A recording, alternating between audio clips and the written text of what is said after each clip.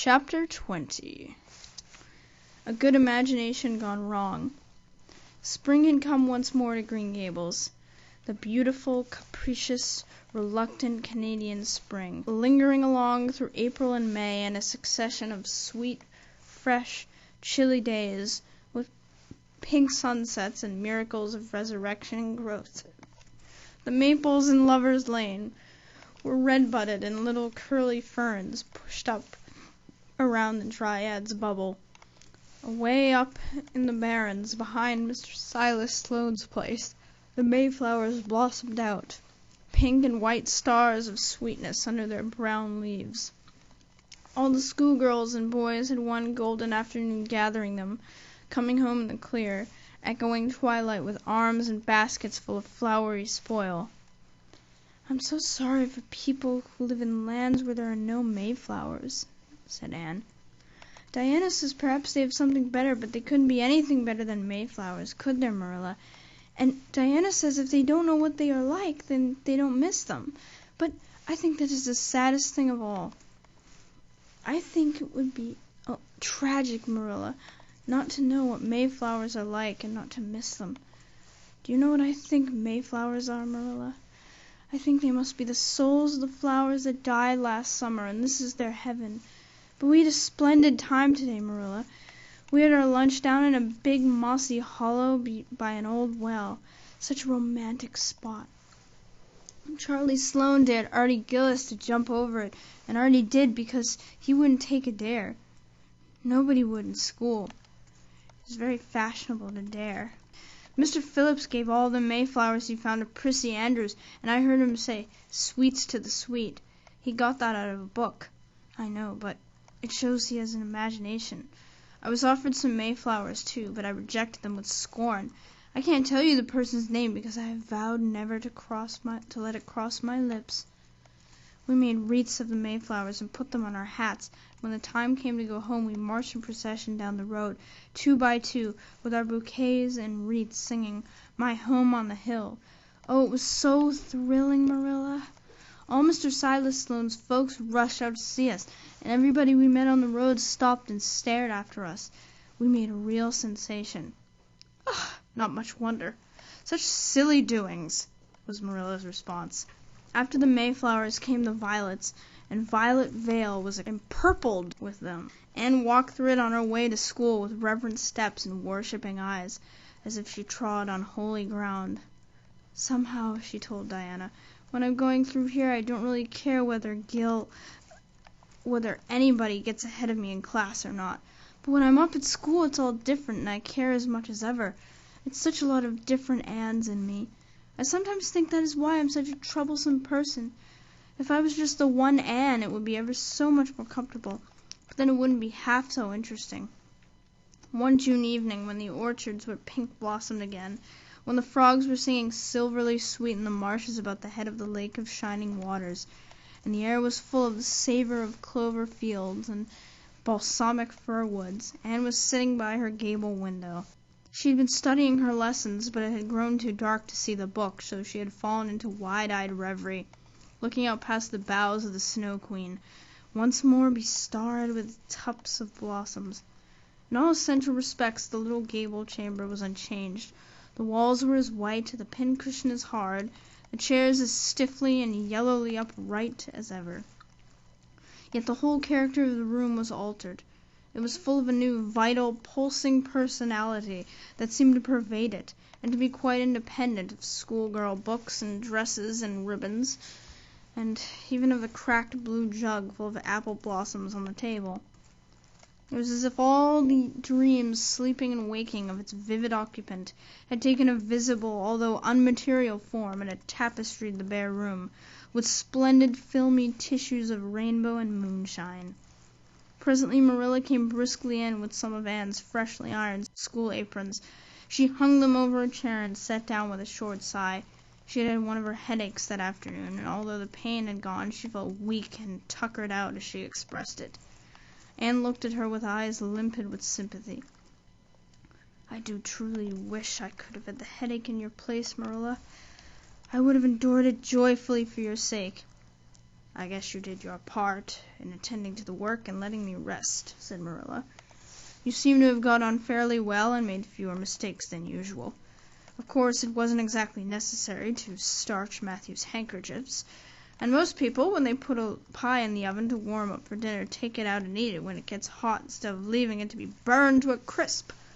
But that doesn't seem to be your way, evidently." Headaches always left Marilla somewhat sarcastic. "Oh, I'm so sorry," said Anne penitently. "I never thought about that pie in the moment I put it in the oven until now, although I felt instinctively that there was something missing on the dinner table. I was firmly resolved when you left me in charge this morning not to imagine anything, but to keep my thoughts on facts. I did pretty well until I put the pie in, and then an irresistible temptation came to me to imagine I was an enchanted princess, shut up in a lonely tower, with a handsome knight riding to my rescue on a coal-black steed. So that is how I came to forget the pie. I didn't know I starched the handkerchiefs. All the time I was ironing, I was trying to think of a name for a new island Diana and I have discovered of the brook. There are 2 maple trees on it and the brook flowing right around it. At last it struck me that it would be splendid to call it Victoria Island because we found it on the Queen's birthday. Both Diana and I are very loyal, but I'm sorry about that pie and the handkerchiefs. I wanted to be extra good today because it's an anniversary. Do you remember what happened this day last year, Marilla?"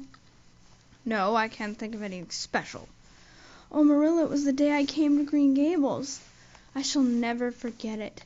It was the turning point in my life. Of course it wouldn't seem so important to you. I've been here for a year and I've been so happy.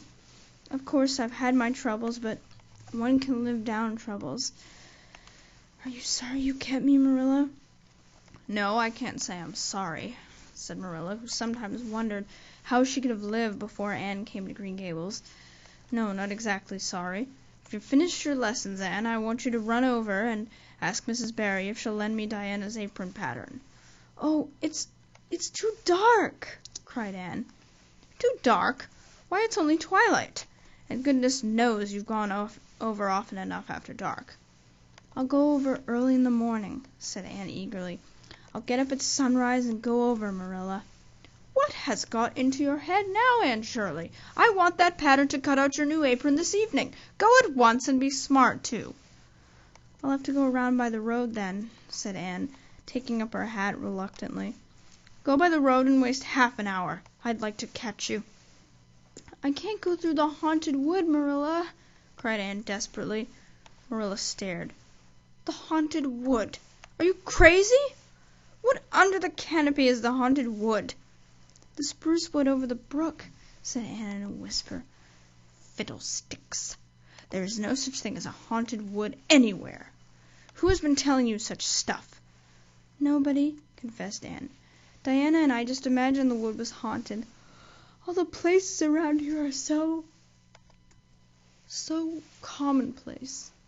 We just got this up for our own amusement. We began it in April. A haunted wood is so very romantic, Marilla. We chose the spruce grove because it's so gloomy. Oh, we have imagined the most harrowing things. There's a white lady who walks along the brook just about this time of night and wrings her hands and utters wailing cries. She appears when there is to be a death in the family, and the ghost of a little murdered child haunts the corner up by Idlewild. It creeps up behind you and lays its cold fingers on your hands. Oh, Marilla, it gives me a shudder to think of it. And there's a headless man who stalks up and down the path, and skeletons glower at you between the boughs. Oh, Marilla, I wouldn't go through the haunted wood after dark now for anything. I'd be sure that white things would reach out from behind the trees and grab me." "Did anyone ever hear the like?" ejaculated Marilla, who had listened in dumb amazement. "Anne Shirley, do you mean to tell me you believe all that wicked nonsense of your own imagination?" "Not believe exactly," faltered Anne. "At least, I don't believe it was daylight. But after dark, Marilla, it's different. That is when ghosts walk." "There are no such things as ghosts, Anne." "Oh, but there are, Marilla," cried Anne eagerly. "I know people who have seen them. And they are respectable people.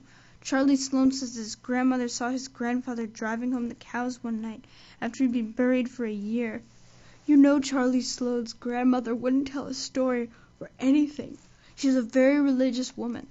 And Mrs. Thomas's father was pursued home one night by a lamb of fire with its head cut off, hanging by a strip of skin. He said he knew it was the spirit of his brother and that it was a warning he would die within 9 days. He didn't, but he died 2 years after, so you see it was really true. And Ruby Gillis says, "And Shirley," interrupted Marilla firmly, "I never want to hear you talking in this fashion again. I've had my doubts about that imagination of yours right along, and if this is going to be the outcome of it, I won't countenance any such doings. You'll go right over to Barry's, and you'll go through that spruce grove just for a lesson and a warning to you, and never let me hear a word out of your head about haunted woods again." Anne might plead and cry as she liked, and did, for her terror was very real. Her imagination had run away with her, and she held the spruce grove in mortal dread after nightfall. But Marilla was inexorable. She marched the shrinking ghost seer down to the spring and ordered her to proceed straight away over the bridge and into the dusky retreats of wailing ladies and headless specters beyond. "Oh, Marilla, how can you be so cruel?" sobbed Anne. "What would you feel like if a white thing did snatch me up and carry me off?" "I'll risk it," said Marilla unfeelingly. "You know I always mean what I say. I'll cure you of imagining ghosts into places. March now." Anne marched. That is, she stumbled over the bridge and went shuddering up the horrible dim path beyond. Anne never forgot that walk.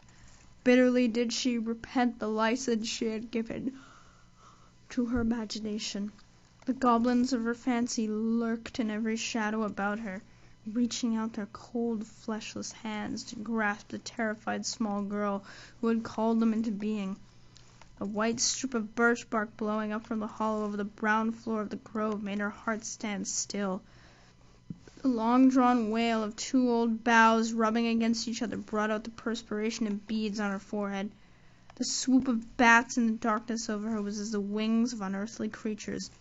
When she reached Mr. William Bell's field, she fled across it as if pursued by an army of white things, and arrived at the Barry kitchen door so out of breath that she could hardly gasp out her request for the apron pattern. Diana was away, so that she had no excuse to linger. The dreadful return journey had to be faced. Anne went back over it with shut eyes, preparing to take the risk of dashing her brains out among the boughs, to that of seeing a white thing. When she finally stumbled over the log bridge, she drew one long, shivering breath of relief. "Well, so nothing caught you?" said Marilla unsympathetically. "Oh, Marilla," chattered Anne, "I'll be contented with commonplace places after this."